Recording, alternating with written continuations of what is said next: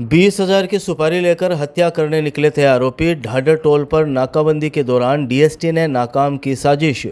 चूरू जिला special team DST ने ढाडर toll नाके पर नाकाबंदी के दौरान एक संदिग्ध कार का पीछा कर हत्या की कथित साजिश का खुलासा किया है। पुलिस ने 4 युवकों को हिरासत में लिया है, जबकि 2 आरोपी फरार होने में कामयाब हो गए। उनकी तलाश में पुलिस लगातार दबिश दे रही है। गिरफ्तार 4 आरोपियों को सदर थाना पुलिस के हवाले किया गया है।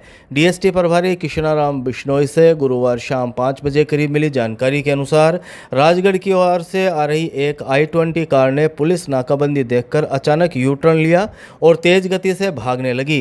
पुलिस टीम ने पीछा कर सहजूसर रोहित क्षेत्र के खेतों में कार को घेर लिया। इस दौरान कार में सवार युवक कार छोड़कर फरार हो गए। पुलिस ने उनका पीछा किया, जिसमें राहुल राठी और गुरमीत मौके से फरार हो गए, जबकि 4 युवकों को हिरासत में लेकर पूछताछ शुरू की गई। पूछताछ में सामने आया कि राहुल राठी और गुरमीत की पहचान अमेरिका में रहने वाले गोलू नाम के व्यक्ति से थी। उसके कहने पर सभी दिल्ली में नाना नाम के व्यक्ति से मिले, जिसने उन्हें बिहारी नाम के व्यक्ति की हत्या करने की सुपारी देते हुए 20,000 रुपये एडवांस दिए। आरोपियों ने बताया कि रात में अधिक शराब पीने के कारण वे तय समय पर नहीं पहुंच सके और बिहारी हरिद्वार ऋषिकेश चला गया। बाद में उन्हें 14 या 15 तारीख को दिल्ली बुलाकर लोकेशन देने की बात कही गई। इस पर पुलिस ने हरियाणा के 20 वर्षीय अमित, 18 वर्षीय गुरमीत, 20 वर्षीय साहिल और 23 वर्षीय अमन को हिरासत में लेकर पूछताछ शुरू कर दी है। प्रारंभिक पूछताछ में 2 अन्य आरोपियों के हथियार लेकर अलग अलग होने की जानकारी भी मिली है। पुलिस मामले की गहन जांच के साथ फरार आरोपियों की तलाश में जुटी हुई है। ओम कॉलोनी में पति पर शराब के नशे में पत्नी से मारपीट का आरोप, सदर थाना पुलिस ने किया गिरफ्तार। चूरू की ओम कॉलोनी में शराब के नशे में पत्नी के साथ मारपीट के आरोपी पति को सदर थाना पुलिस ने गिरफ्तार कर लिया। आरोपी पुलिस के मौके पर पहुंचने के बाद भी नहीं माना और पुलिसकर्मियों से अभद्रता करते हुए धमकियां देने लगा। पुलिस ने शांति भंग की आशंका के चलते उसे गिरफ्तार कर एसडीएम कोर्ट में पेश किया है।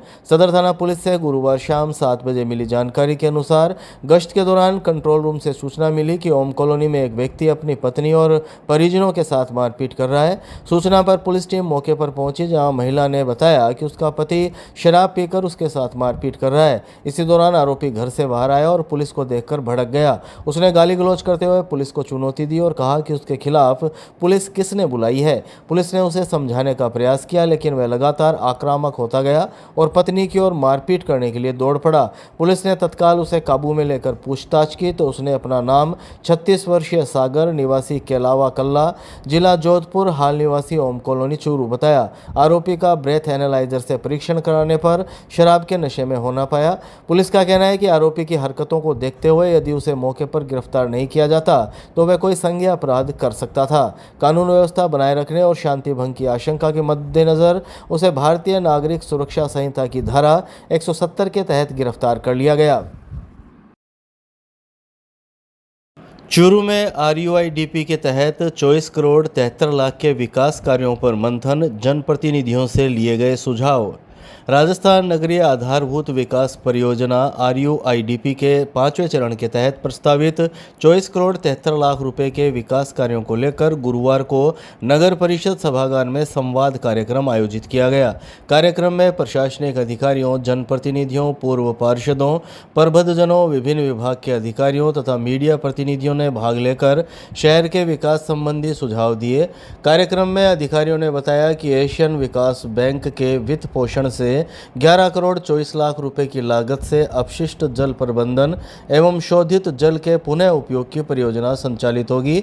वहीं 5 करोड़ 62 लाख रुपए जल निकासी और बाढ़ प्रबंधन कार्यों पर तथा 7 करोड़ 87 लाख रुपए कमांड एंड कंट्रोल सेंटर, विरासत संरक्षण और पर्यटन विकास पर खर्च किए जाएंगे।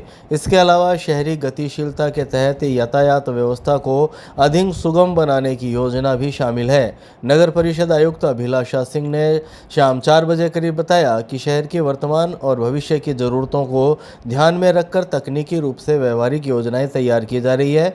बैठक में जल निकासी व्यवस्था मजबूत करने, सीवरेज नेटवर्क विस्तार, ऐतिहासिक धरोहरों के संरक्षण, पर्यटन सुविधाओं के विकास, स्मार्ट ट्रैफिक प्रबंधन, पार्किंग व्यवस्था, पर्यावरण संरक्षण तथा शोधित जल के अधिकतम उपयोग संबंधी सुझाव दिए गए। अधिकारियों ने सभी सुझावों पर सकारात्मक कार्रवाई का भरोसा दिलाया। राजकीय लोहिया कॉलेज के सामने भूख हड़ताल पर बैठे छात्रों को अस्पताल ले जाने के विरोध में एनएसयूआई का प्रदर्शन, सीएम का पुतला फूंककर जताया आक्रोश। चूरू के राजकीय लोहिया कॉलेज में छात्र संघ चुनाव बहाल करने की मांग को लेकर चल रहा आंदोलन गुरुवार को और उग्र हो गया। भूख हड़ताल पर बैठे छात्र नेताओं को बीती रात पुलिस द्वारा अस्पताल ले जाने के विरोध में गुरुवार को कार्यकर्ताओं ने मुख्यमंत्री का पुतला दहन कर सरकार के खिलाफ जमकर नारेबाजी की। पीसीसी सचिव मुश्ताक खान ने दोपहर 2 बजे करीब बताया कि छात्र नेता पुलकित चौधरी और सुरेंद्र बरोड़ पिछले 3 दिनों से छात्र संघ चुनाव बहाल करने की मांग को लेकर कॉलेज के मुख्य गेट पर शांतिपूर्ण तरीके से आमरण भूख हड़ताल पर बैठे थे। संगठन का आरोप है कि बीती रात पुलिस ने उनकी बिगड़ती तबीयत का हवाला देते हुए उन्हें बलपूर्वक धरना स्थल से उठाकर अस्पताल में भर्ती करा दिया। इसे लोकतांत्रिक आंदोलन को दबाने का प्रयास बताते हुए कार्यकर्ताओं ने विरोध प्रदर्शन किया। प्रदर्शन के दौरान पीसीसी सचिव मुश्ताक खान ने कहा कि छात्रों से संवाद करने के बजाय उन्हें जबरन हटाना सरकार की तानाशाही मानसिकता को दर्शाता है। उन्होंने कहा कि छात्र संघ चुनाव छात्रों का लोकतांत्रिक अधिकार है और सरकार को इस संबंध में सकारात्मक निर्णय लेते हुए जल्द ही छात्रों से वार्ता करनी चाहिए ताकि आंदोलन का शांतिपूर्ण समाधान निकल सके। इस बीच आंदोलन को आगे बढ़ाते हुए छात्र नेता अनिल बुडानिया ने गुरुवार से आमरण अनशन शुरू कर दिया। उन्होंने कहा कि जब तक छात्र संघ चुनाव बहाल करने की घोषणा नहीं होती, आंदोलन जारी रहेगा। प्रदर्शन में पार्षद अंजनी शर्मा, पूर्व ब्लॉक अध्यक्ष रामनिवास सहारण, महेश ढूकिया, आदिल गोरी, अनीश खान, तौफीक खान सहित एनएसयूआई कार्यकर्ता भी मौजूद रहे। चल रही है, आंदोलन को दबाने की तानाशाही चल रही है, ये हम कतई बर्दाश्त नहीं करेंगे। इस तरीके का जो माहौल है पहले कभी नहीं रहा। आंदोलन भी हुए हैं, शांतिपूर्ण आंदोलन था, कहीं पे कोई भी झगड़ा नहीं था, किसी कोई शिकायत भी नहीं थी। फिर भी सरकार को डर लग रहा है आंदोलनों का, इतना डर लग रहा है कि छात्रों का चुनाव वो नहीं करवा रहे। जो चुनाव होते हैं तो मुद्दे निकलेंगे तो निश्चित रूप से सरकार के खिलाफ है जो हवा है वो तेज़ होगी। उसको दबाने के लिए आंदोलन को कुचला जा रहा है। चुनाव है, चुनाव उनको रोका जा रहा है। तो बड़ी संख्या में छात्रों का आक्रोश है। और आज भजनलाल, इसी क्रम में भजनलाल शर्मा जी मुख्यमंत्री है, उनका छात्र नेता है या जो एनएसयूआई के प्रतिनिधि है, उनके द्वारा पुतला दहन किया गया है। और आगे भी ये आंदोलन जारी रहेगा जब तक इनकी मांगे नहीं मानी जाती है, संतुष्टिपूर्वक जवाब नहीं दिया जाता। गांव घंटेल से व्यक्ति का अपहरण कर की मारपीट, सदर थाने में दिया परिवाद।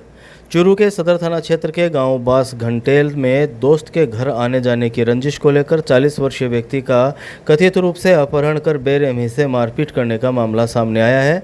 घायल युवक को गंभीर हालत में राजकीय भर्ती अस्पताल में भर्ती कराया गया, जबकि परिजनों ने सदर थाने में परिवाद देकर कार्यवाही की मांग की है। गुरुवार दोपहर 2 बजे करीब मिली जानकारी के अनुसार बीती रात गोपीचंद मेघवाल जन्मदिन की पार्टी में शामिल होने के लिए जा रहा था। तभी गांव के कुछ लोग उसे जबरन वाहन में बैठाकर ले गए। आरोप है कि रास्ते में पवन, सुभाष और राधेश्याम ने हाथ में पहने कड़े आदि से गोपीचंद पर हमला किया। मारपीट में उसके माथे, सिर, आंख और छाती पर चोटें आई। पूरी रात उसके साथ मारपीट की गई और तड़के करीब 4 बजे आरोपी उसे अचेत अवस्था में गांव के चौक में छोड़कर फरार हो गए। सूचना मिलने पर परिजन मौके पर पहुंचे और घायल को राजकीय भर्ती अस्पताल के आपातकालीन वार्ड में भर्ती कराया, जहां चिकित्सकों ने उपचार शुरू किया। घटना की सूचना अस्पताल चौकी पुलिस को भी दी गई। परिजनों का आरोप है कि गोपीचंद की गांव निवासी बाबूलाल से मित्रता है और दोनों का एक दूसरे के घर आना जाना कुछ लोगों को नागवार गुजर रहा था। इसी रंजिश में वारदात को अंजाम दिया गया।